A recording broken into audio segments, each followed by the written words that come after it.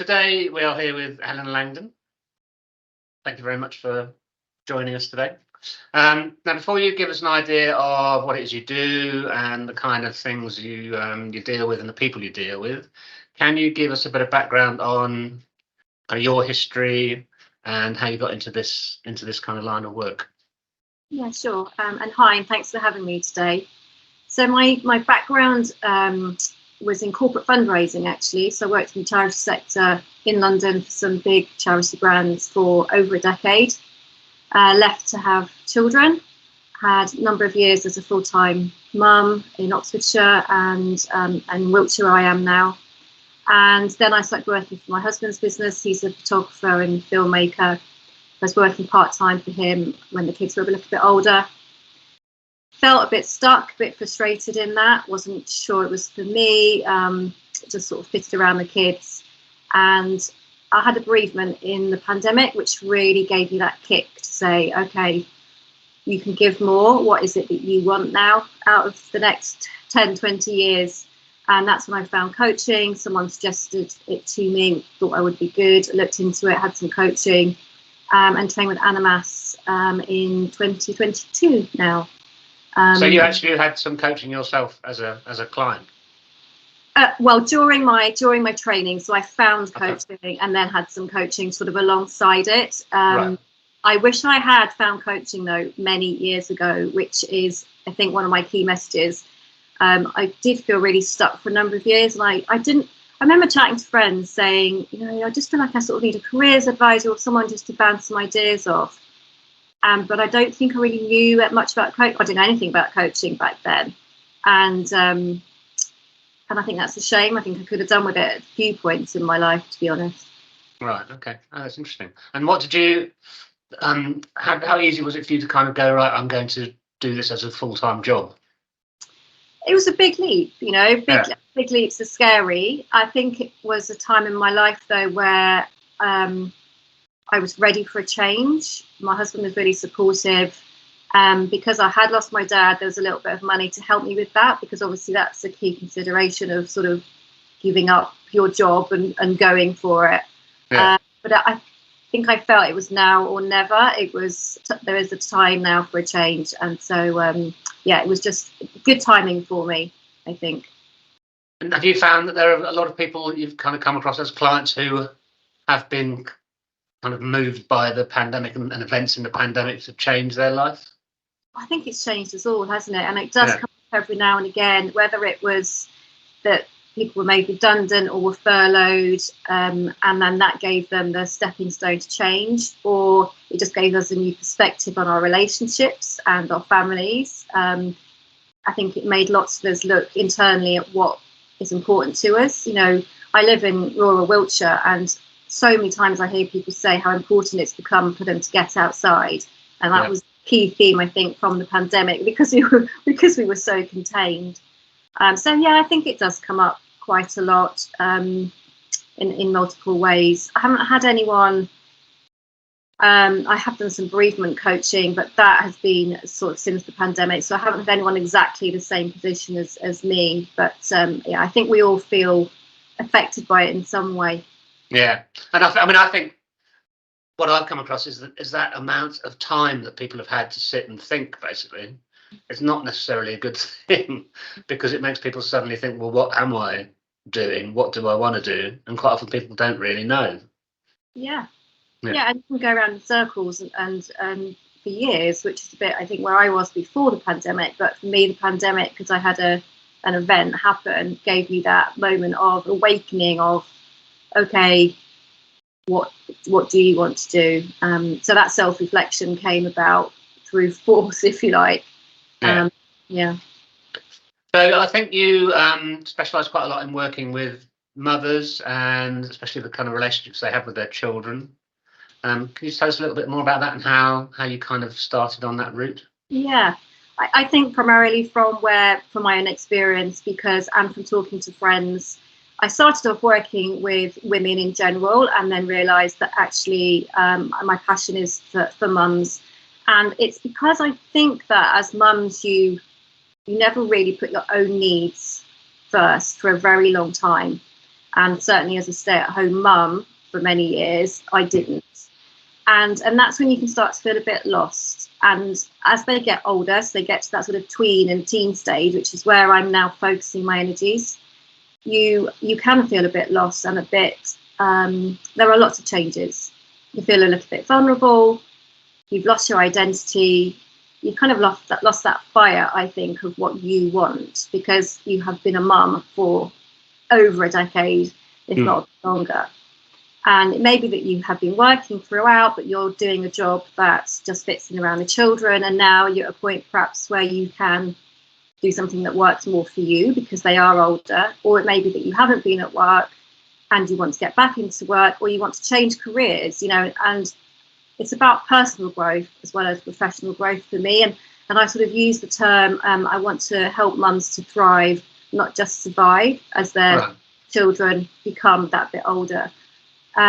Because it also quite often ties in with menopause at that stage in life, to coincide. And that in itself brings about lots of physical changes, lots of emotional changes with your relationships, not just with your children, but your partner.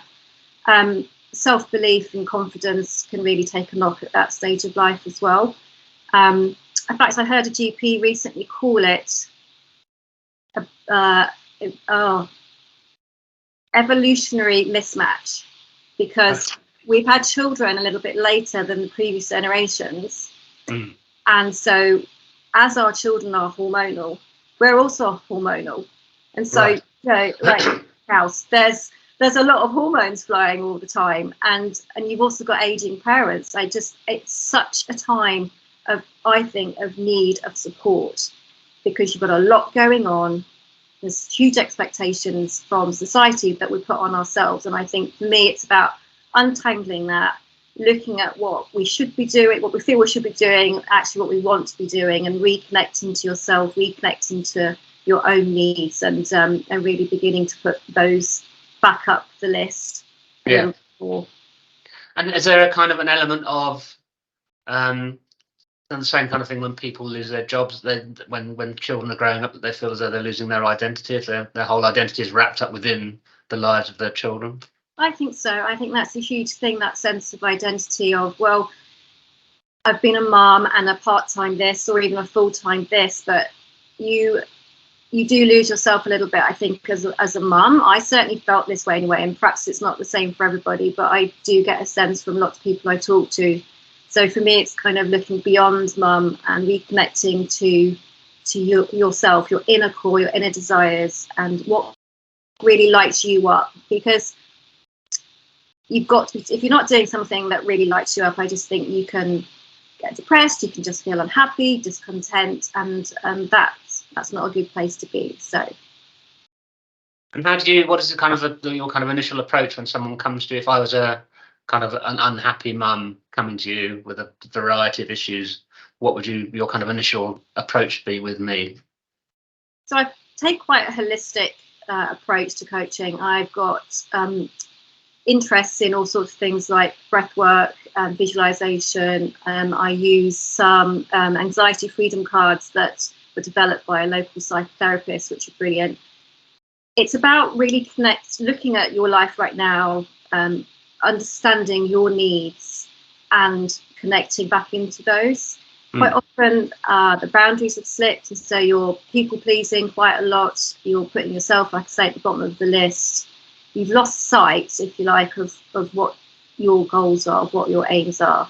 So for me, it's going deeply inside you and really understanding what you want, what your life is looking like now, and what needs to change.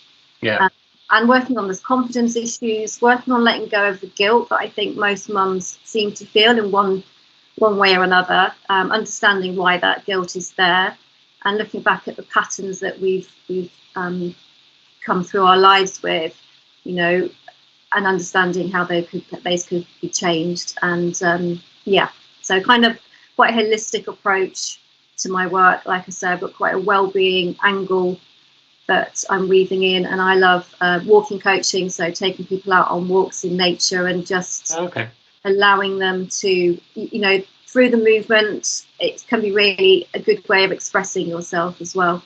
And is that quite popular with clients? Depends on the weather.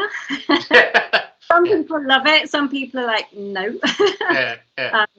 Yeah, I think if I have a local client, because a lot of my work is online, as a lot of people are, but if I have a local client and I can encourage them out and the weather is kind to us, it can, get really lovely results.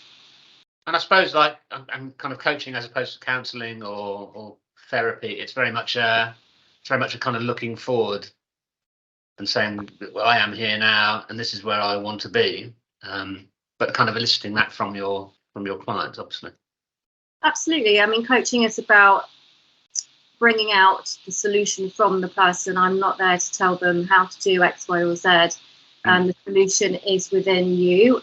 I think it's quite often in your subconscious, and you don't necessarily understand or listen to what's going on. But I think that's why coaching is really powerful. And I had a client in the summer say she had totally underestimated the power of hearing your own thoughts out loud. And having them reflected back to you, because what comes out in a coaching session is sometimes so insightful, like, oh, where did that come from? And I think that in itself is really, really powerful. And then having me to guide you through that and understand what's going on is the essence of coaching. And then planning the way forward and making those changes. Brilliant. Well, I mean, you obviously kind of enjoy what you do. But knowing what you know now and the kind of the journey that you've been on, if you weren't doing this, what is it that you think you would have been doing instead, or would have liked to have been doing instead? Well, funny enough, because it's like I'm quite late in life coming to this, I really think I would be still working within a therapy type setting. When I think about my degree and my work in wanting to work in the charity sector, it was always about wanting to make a difference. And so I do think I would probably still be in a sector like this, perhaps working with children. So, and I think knowing what I know now, I perhaps should have trained a little bit earlier and and been sitting here, 10 years in. Yeah. Well, it's never too late, is it? Never too late for anything. Absolutely. Brilliant. Thank you very much. No worries. Thanks, Kevin. Thanks for the invite.